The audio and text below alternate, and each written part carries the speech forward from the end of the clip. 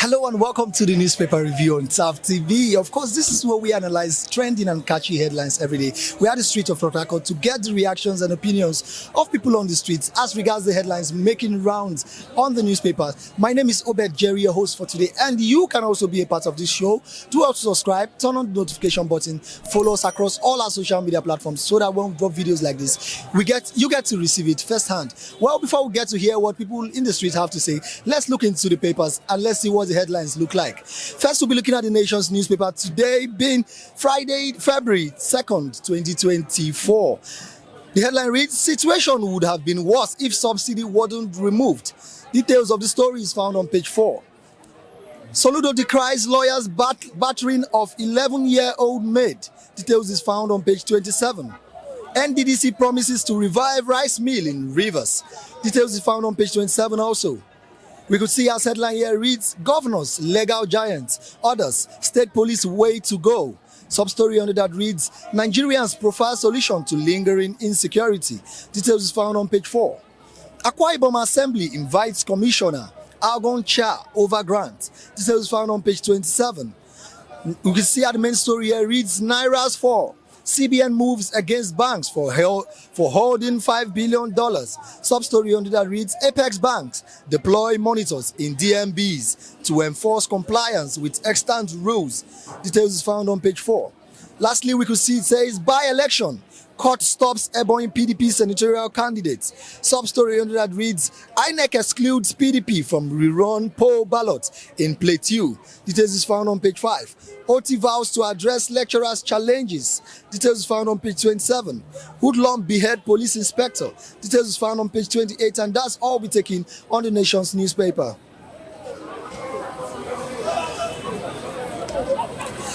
Next is the Punch newspaper. We could see as headline reads, "Federal government bars states from collecting mining royalties." This is found on page 8. Punch celebrates 50th anniversary with week-long activities. This is found on page 8 also. Naira rebounds as bank offload excess dollars. Details found on page 37. We could see at the main story here reads, "Abduction. 15 states enlist 52,106 vigilantes against kidnappers." Sub-story under that reads, Sokoto training 2,000 men. Delta recruited 2,400. Ogun 16,500, says governor's aide. Sub-story again under that reads, "Abductors threaten to kill Ekiti school children. Reduce ransom to 15 million naira, says parents." By-election, IG warns troublemakers. Restrict movement in 26 states. Details is found on page 43. Police hunts gunmen who beheaded inspector in Akwa Ibom. Details is found on page 4. NNPCL to complete Warri Refinery, Q1. Details is found on page 31. Lagos Chinese firm seal rail bridge project. I take that again. Lagos Chinese firm seal rail bridge project deal. Details is found on page 6. And that's all be taken on the Punch newspaper. And lastly, on the national dailies for today, we could see on the Vanguard newspaper, the top story here reads, "Banks borrowing from CBN rise 269% to 3.6 trillion naira on 1 month. Details is found on page 19. "We will make life richer, more fulfilling for Deltans," says Oboroweri. Details is found on page 12. "Hardship. 7 months not enough to fix Nigeria," says federal government. Details is found on page 9. Anambra bans public display of caskets, long deposit of corpse. Details is found on page 13. We could see at the banner story here reads, "After Ekiti, more children kidnapped in Benue." Sub-stories under that reads, "Armed headers kill 15 and Aguta. Bandits demand cough syrup. Rice, 290 million naira to release 7 hostages. Abducted Ekiti pupil school. Parents, community launch crowdfunding for ransom. Police arrest 8 suspects, urge residents to stay calm." Details is found on page 6 of the Vanguard newspaper. We could see as headline here reads, "Establish state police to fight insecurity. PDP governors tell federal government." Details is found on page 4. "Miners owe federal government over 2 trillion naira, says minister." Details is found on page 9. "Tension as hoodlums behead policeman in Akwa Ibom." Details is found on page 6, and that's all we're taking on the Vanguard newspaper. Now let's get the reactions of people on the street as we got these headlines on this newspaper. And good morning. Good morning, you're blessed. I would like your thoughts on the nation's newspaper that says situation would have been worse if subsidy wasn't removed. Like, seriously, when the president was inaugurated and he made that epoch-making announcement, subsidy is removed. Immediately. The nation was turned upside down. Exactly. I wish he removed the subsidy gently, step by step, and put measures to, suit the child bets he was talking about, the labor bets. There's nothing wrong in removing subsidy, but the way it was removed was the issue. So for me, was like there was no plan B. Yes, it was like there's no plan, there's no substitute plan for the removal of subsidy. And from that day, things have gone so bad. Dollar rate has been so bad. The last time, the black market dollar rate was about 1,300, and we don't know what's going to be by the end of the year.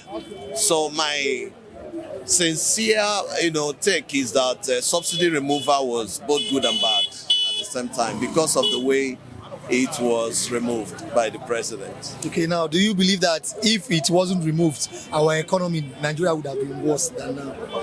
If it wasn't... Remember how everything is at the moment. Yes. Remember the cost of feeding and transport. If it wasn't removed, I think we'll be better off than where we are now. If it wasn't removed, dollar rates wouldn't have been like this. If it wasn't removed, at least people would have still been managing and all that. And at least the federal government would have been taking the bed pain for us instead of the entire masses taking the bed pain. So I think one of the benefits or the benefits of the masses on the government is for the government to provide, to protect, and to give them the basic amenities. So if it wasn't removed, we would have been far better than where we are now. And then one last question, let's deviate a little bit. Assuming this subsidy wasn't removed, do you think the level of insecurity in Nigeria would have been the same? Well, subsidy affected everything. There were some young men that were even on social media saying they are going to take up guns. So hardship is an indirect cause to some of the social vices we are seeing. If young men are gainfully employed, they won't have time for some of these kidnapping and robbing and issues that is going on everywhere. But at the same time, it's not an excuse for those things, but subsidy was a major contributor to whatever that is happening in the country today. All right, thank you very much. Thank you, you're blessed. I appreciate it. Good morning, sir. Thank you. Yeah, I would like your thoughts on the Punch newspaper that says abduction, 15 states enlist 52,106 vigilantes against kidnappers. First of all, I want to ask, who brought the kidnappers to Nigeria? Question to ask. Yeah, because when I was growing up, in the night we'll be playing under the moon, we'll go to the bush to farm, and so on. There was no fear, there was no threat anywhere. How did the kidnappers come? That's where government ought to start looking at the issue. How did it come? Until you know how it came, you won't be able to defeat the war, to win the war against kidnappers. Now, what states are now doing is self-help. Since they thought federal government is not able to overcome, so they have engaged themselves in self-help, and that self-help is not enough to eradicate this kind of trouble that we have. It's a kind of war. Nigeria is at war with kidnappers. Almost all these days, you see cries of kidnapping, of women in the adoption, women in the farm, women on the road, so government officials. So it's not even enough. What they need to do is to look for the root of the issue, the matter, and find ways and means of stopping it completely. Because the more they are, voting out money, security vote, to fight kidnapping and so on, and abduction, the more they are coming. So when they kidnap, the same government will pay ransom, millions, to release those to release the persons kidnapped. And at the same time, their sponsors get their own share of the money, and then so it's like they are employed, they are not working. It's like a business. It's a business. Kidnappers are now in business and they are working. So as much as possible, they will kidnap and they will pay the ransom. Their sponsors will get and pay them. So they take it as a business, as their handwork, and so on. So let government go in to look into the root. All the people that are sponsoring kidnappers, they are in government. All of them are in government. For their selfish interest. Yes, and they are watching.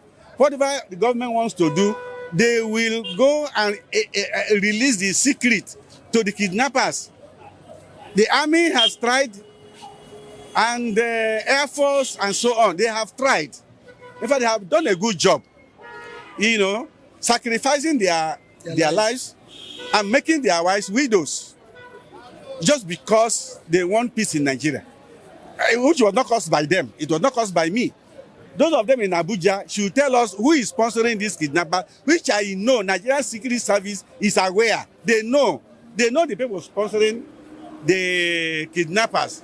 You can't tell me that we have DSS and other secret agencies in Nigeria, and they are not able to find the financiers of this kidnapping business. They know, government knows. And so what will happen is that there should be a sincere approach to solving the problem. To solve that problem is to have peace with yourself and have peace with your colleagues, and then have an agreement, speak with one voice, and see how the ways and means we can eradicate kidnapping. Yesterday, I was reading the president of Zambia. I was reading how he was addressing the Zambian people. He said, confidence. Yeah, he said, even if my wife commits offense, police will come after my wife, because I've told my wife what to do and what not to do. He shouldn't go against the law. Even himself, because he's the president, he cannot do anything that is against the law. So he was speaking to the citizens of Zambia, and they were clapping and they were happy, because the man has come up with a way of eradicating those who say they above the law. They cannot obey court order, they cannot obey police summons, and then they protect so many criminals that are in Nigeria. So that is our problem. So we need to do something seriously. Otherwise, Tinubu will finish his tenure and kidnapping will continue to increase. We need to be sincere to ourselves and fish out those people. But the problem in Nigeria is this: if the financier is an Igbo man and is arrested by an Igbo man, by the federal government, he will begin to cry and marginalize. It's because I'm an Igbo man. That's why they have come to arrest me. Or you arrest a Fulani man will begin to cry. He want to ruin their business, that they are cow rearers and they don't do kidnapping. They will begin to deny. So the problem, tribe is part of it. Yeah, they should remove tribalism. All other places in the world, they have tried to diminish tribalism. Zambia has done it. Other countries have done it. Kenya. And so all these things, tribal, ethnic nationality, and from this ethnic group and not from the other ethnic group, is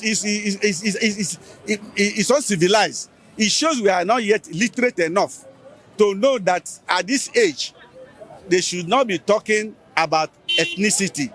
It's like, look, Nigerians most Nigerians, even those who are professors, who are so learned, fall into the trap of I'm marginalized. Exactly. Yeah. Is it because he's not from your side? That's why you're arresting him. So the war should go into every nooks and corners of Nigeria to fish out the people, wherever the person comes from, whether it's an Hausa or Fulani or Igbo or Yoruba or the person from River State. He should be arrested. No person should be above the law. All right, thank you very much. Thank you. Okay, good morning. Good morning, sir. I'd like your thoughts on the Punch newspaper that says federal government bars states from collecting mining royalties. Yeah, my point this morning over the mining royalty is that it's not the federal government duty or their opportunity alone to be collecting such money. At least the area, the local government and the state has every right to be having dividend from that very money, not only the federal government. I believe by so doing that, the local government and the state government, at least they will know what to do for their youth and to even use the money to do some other thing in that area, not only to be giving the money to the federal government. Now the federal government is saying that the state government should stop entirely from gaining from it. No, that wouldn't work. It's not done in anywhere in the world. At least the area where that very mine, that the mineral resources is coming out from, the people from that place, even the government and the people of that very area supposed to be a beneficiary from that mining materials. It's not that idea is absolutely wrong. But we've seen in different occasions whereby in each state where different miners are mining, these federal, state governments and local governments do extort extra money from these people. Maybe that is one of the reasons why. Since they've been doing that, at least they're supposed to be, let me say, a regulatory body. People that we. But where would the regulatory body be coming from? It is me and you now. It is from the common masses. Because if we keep watching them, they will be doing things on their own, and it will be affecting us. So we must look for one way or the other to stop such things, so that the people that the minerals also belong to, they will be gaining from it also. Okay, thank you very much. All right, this is where we come to the end of this program. Whatever opinion or thoughts you have to add to what has been said here, please quickly slide to our comment section and drop your comments. Remember to subscribe, turn on the notification button, connect with us across all our social media platforms so that when we drop videos like this, you get to be receiving notifications of it. My name is Obed Jerry, your host for today, and this has been the newspaper review here on TAP TV. See you next time.